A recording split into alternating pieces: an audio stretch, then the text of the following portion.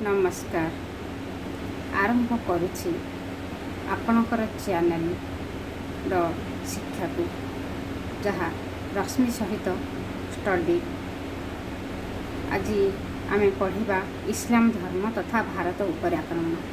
आमे प्रथमे एटा को पढ़िबा काहेकि एहा द्वारा आमर कौन लाभ हो।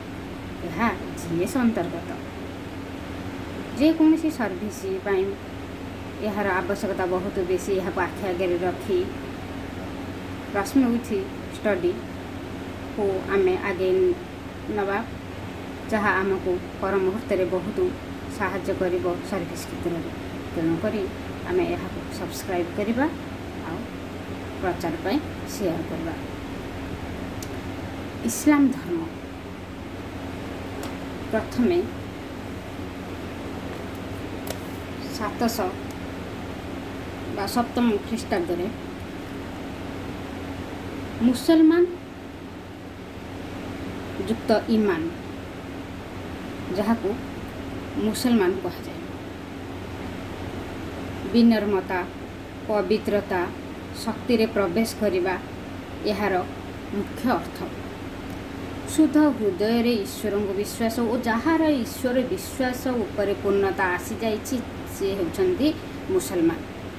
मुसलमान संस्थापक मोहम्मद साहेब, पिता अब्दुल्ला, माता अमीना, पत्नी खादिजा, पुत्री फातिमा जामात अली थिले।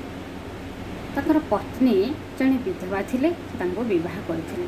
570 ख्रीष्टाब्द रे मक्का रे मोहम्मद साहेबंकर जन्म होइथिला।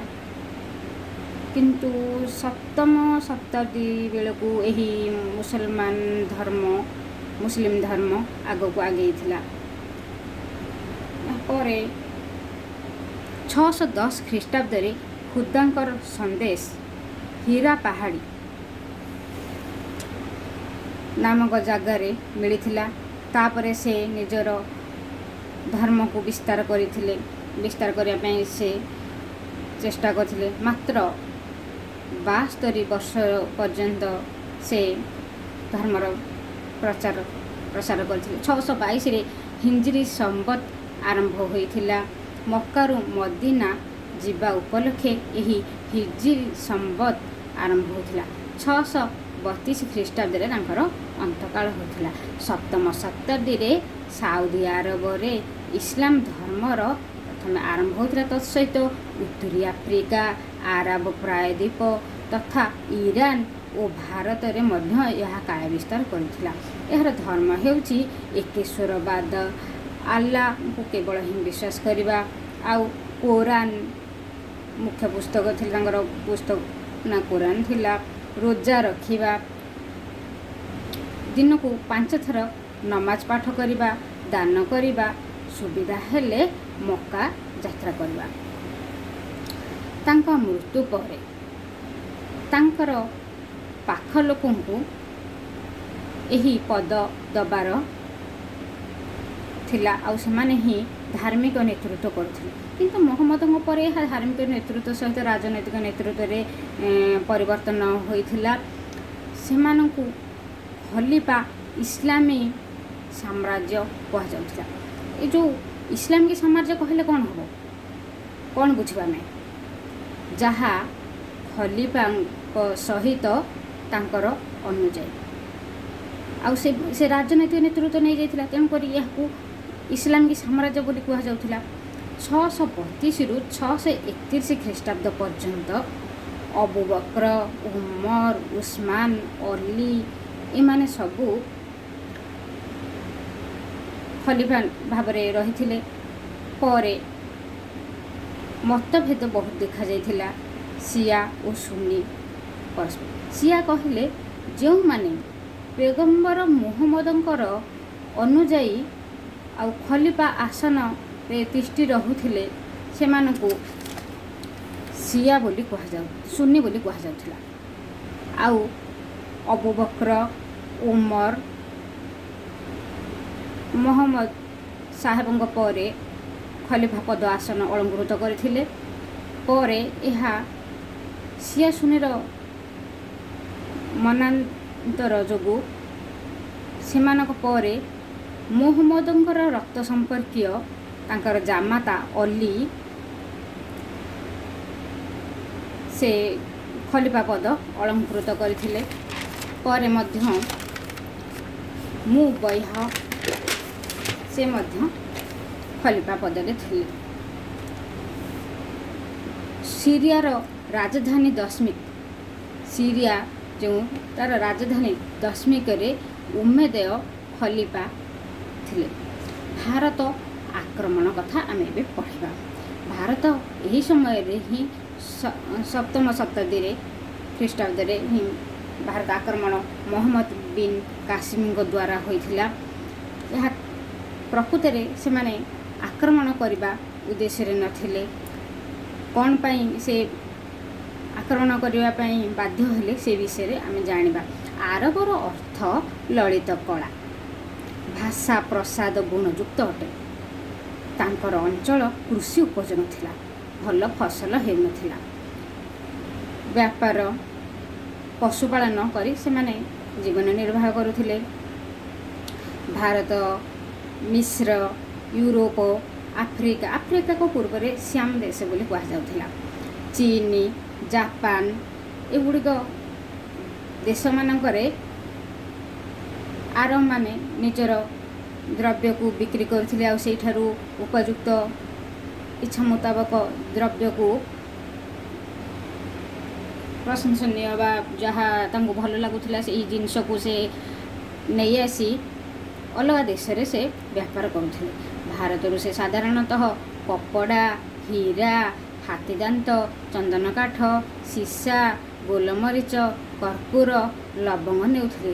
ଆଉ ତା ବଦଳରେ ମଦ, ଖଣ୍ଡା, ଘୋଡ଼ା, ଖଜୁରୀ, ରେଶମ ଯୋଗାଉଥିଲେ। ବିଜୟ କ୍ଷେତ୍ର ତାଙ୍କର ସିନ୍ଧ ଓ ମୁଲତାନ ଯାଇଥିଲା, ଭାରତକୁ ଆସିନଥିଲା। 636 ଆଉ 637 ହଜରତ ଉମର ଖଲିଫା ସମୟରେ ଲୁଟପାଟ, ଧର୍ମ ପ୍ରଚାର, ସୀମା ବିସ୍ତାର, ଧନ ସଙ୍କଟର ଦୂର ପାଇଁ ସେମାନେ ଆକ୍ରମଣ କରିବା ପାଇଁ ଉମର ଖଲିଫାଙ୍କ ସମୟରେ ଏହା ଆରମ୍ଭ ହୋଇଥିଲା। ମୁଖ୍ୟତଃ ତାଙ୍କର ଲକ୍ଷ୍ୟ ଥିଲା ଲୁଟପାଟ କରିବା, ଧର୍ମ ପ୍ରସାର କରିବା ଆଉ ସୀମା ବିସ୍ତାର କରିବା। ସିନ୍ଧ ଆଉ ମୁଲତାନ ଯେଉଁ ବିଜୟ କ୍ଷେତ୍ର ଥିଲା, ପ୍ରଥମେ ଏହା ନଥିଲା, ପ୍ରଥମେ ତ ବ୍ୟାପାର ହିସାବରେ ଥିଲେ, କିନ୍ତୁ ପରେ ଏଇଟା ସିନ୍ଧ ଓ ମୁଲତାନ ଯାଇଥିଲା। ଅଲଗା ସବୁ କେତେକ ରାଜ୍ୟ ସେମାନଙ୍କୁ ଡରରେ ଆଗାନ୍ତୁ ନାହିଁ ବୋଲିକି ସେମାନଙ୍କୁ ଆଗୁଆ କରିଦେଇଥିଲେ। ଏହା ଆଗକୁ ବିସ୍ତାର ଭାବରେ ବୁଝେଇବି। କେତେକ ରାଜାଙ୍କ ଦ୍ୱାରା ବିତାଡ଼ିତ ହେବା ପରେ ମଧ୍ୟ ଦେବଲ, ଖାଡ଼ି, ବଲୁଚିସ୍ତାନ ଏସବୁରେ ସେମାନେ ସେମାନଙ୍କର କାୟ ବିସ୍ତାର କରିଚାଲିଥିଲେ ଆଉ ଲୁଟପାଟ କରିଚାଲିଥିଲେ। କାସିମ ଆରବର ସେନାପତି ଥିଲେ ସେହି ସମୟର କଥା। 711 ରାଜା ଥିଲେ ବା ସୁଲତାନ ଥିଲେ ଅଲ ହଜାଜ। ଆଉ ସେହି ସମୟରେ ଅଲ ହଜାଜ ଓ ଖଲିଫାଙ୍କ ପାଖକୁ ଶ୍ରୀଲଙ୍କାରୁ 8ଟି ଜାହାଜରେ ଧନ ସମ୍ପତ୍ତି ଭରା ଆସୁଥିଲା। ସମୁଦ୍ର ଲୁଟେରାମାନେ ଏହାକୁ ଲୁଟି ନେଲେ। ଅଲ ହଜାଜ ରାଜା ଦାହିରୀଙ୍କ ପାଖରେ ଜଣାଇଲେ, କିନ୍ତୁ ରାଜା ଦାହିରୀ ଏହାର କୌଣସି ଖୋଜଖାଜ ନକରି ଚୁପଚାପ ରହିଗଲେ। 2 ଥର ଆରବମାନେ ମଧ୍ୟ ଆକ୍ରମଣ କଲେ ଓ ରାଜା ଦାହିରୀ ସେମାନଙ୍କୁ ଉପଯୁକ୍ତ ଯୁଦ୍ଧ କରିଥିଲେ ଆଉ ଆକ୍ରମଣରୁ ନିରସ୍ତ୍ର କରିଥିଲେ।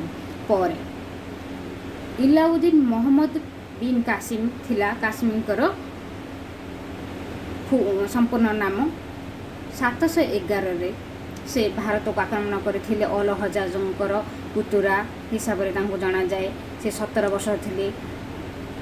ପ୍ରଥମେ ସେ ଦେବଲ ଆକ୍ରମଣ କରିବା ପାଇଁ ଚାହିଁଥିଲେ।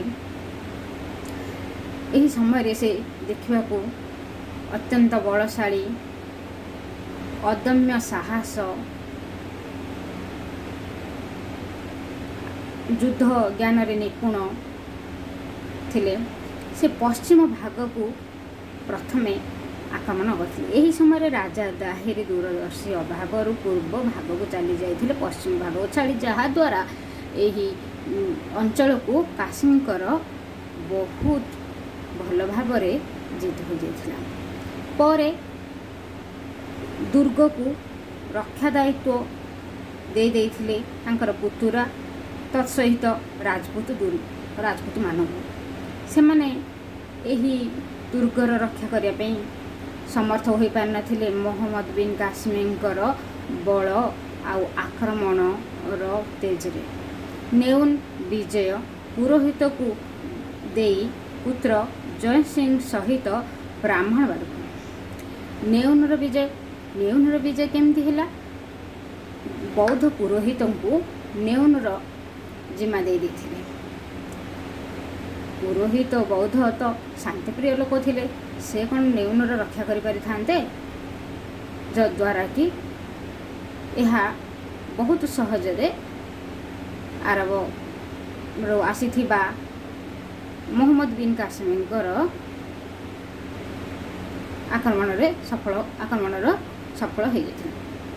ପରେ ସେହବାନ ବିଜୟରେ ଶାସକ ମାଜରା ଥିଲେ, ସେ ବିନା ଯୁଦ୍ଧରେ ପଳାୟନ କଲେ। ଏହା ମଧ୍ୟ ତାଙ୍କର ଅନ୍ତର୍ଗତ ଆସିଗଲା। ସିସମରେ ଜାଟ ଉପରେ ବିଜୟ। ସିସମରେ ଜାଟ ଡରିକି ସେ ଅଧୀନତା ମଧ୍ୟ ଗ୍ରହଣ କରିନେଲେ। ରାଜର ବ୍ରାହ୍ମଣବାଦ, ଏଇଠାରେ ରାଜା ଦାହିର ନିଜେ ଯୁଦ୍ଧ କଲେ। ରାଜା ଦାହିର ବହୁତ ଭଲ ଭାବରେ ସେ ଯୁଦ୍ଧ କରିଥିଲେ, କିନ୍ତୁ ମହମ୍ମଦ ବିନ୍ କାସିମଙ୍କର ଯୁଦ୍ଧର ସେ ତିଷ୍ଠି ପାରିନଥିଲେ। ହାତୀ ଉପରୁ ପଡ଼ିଯାଇଥିଲେ ଓ ମୃତ୍ୟୁବରଣ କରିଥିଲେ। ପରେ ରାଜର ଦୁର୍ଗକୁ ବିଧବା ମା ଭରସାରେ ଛାଡ଼ି ବ୍ରାହ୍ମଣବାଦ ଜୟସିଂହ ପଳାଇଥିଲେ। ଏହି ସମୟରେ କାସିମଙ୍କର ଗମନ ହୋଇଥିଲା ରାଜର ଦୁର୍ଗକୁ, ଯାହା ବିଧବା ମା ଜୟସିଂହଙ୍କର ରାଜା ଦାହିରଙ୍କର ବିଧବା ପତ୍ନୀ ଭଲ ଭାବରେ ଜାଣିଥିଲେ ଯେ ଯେଉଁଠି ସ୍ୱାମୀ ଆଉ ପୁତ୍ର ଆଉ ରାଜ୍ୟର ଅନେକ ଗଭର୍ଣ୍ଣର ପ୍ରାନ୍ତୀୟ ରାଜାମାନେ ଯେଉଁଠି ବିଫଳ ହୋଇଯାଇଛନ୍ତି, କ'ଣ ସେ ସେଇଠି ନିଜକୁ ସୁରକ୍ଷା ମଣିବେ? ସେଥିପାଇଁ ସେ ଜହର ବ୍ରତ ପ୍ରଥା ପାଳନ କରିଥିଲେ, ସତୀ ପ୍ରଥା, ଯାହା ପରେ କୁହାଯାଉଥିଲା। ବ୍ରାହ୍ମଣବାଦରେ ଜୟସିଂହ ସହିତ କାସିମଙ୍କର ଯୁଦ୍ଧ ହୋଇଥିଲା। ଏଥିରେ ଜୟସିଂହ ବହୁତ ଭଲ ଭାବରେ ଯୁଦ୍ଧ କରୁଥିଲେ, କିନ୍ତୁ ବିଶ୍ୱାସଘାତକ ଯୋଗୁଁ ସେ ପରାସ୍ତ ହୋଇଥିଲେ। ପରେ ସେଇ ରାଜା ଦାହିରଙ୍କର ଅନ୍ୟ ରାଣୀ ଲାଡ଼ିଙ୍କର ଦୁଇ ପୁତ୍ରୀ ସୂର୍ଯ୍ୟଦେବୀ ଓ ପରମଳ ଦେବୀଙ୍କୁ ନେଇଯାଇଥିଲେ ଏହି ମହମ୍ମଦ ବିନ୍ କାସିମ। ଏଇ ଦୁଇ ଜଣ ହିଁ ପ୍ରକୃତରେ କାସିମଙ୍କର ମୃତ୍ୟୁର କାରଣ ହୋଇଥିଲେ। 6000 ଲୋକଙ୍କର ହତ୍ୟା ହୋଇଥିଲା ବୋଲି ଏହି ଯୁଦ୍ଧରେ ଜଣାଯାଏ। ଆଲୋରା ବିଜୟ ପ୍ରଥମେ ସାମ୍ନା, ପରେ ସେ ଆତ୍ମସମର୍ପଣ କରିଥିଲେ।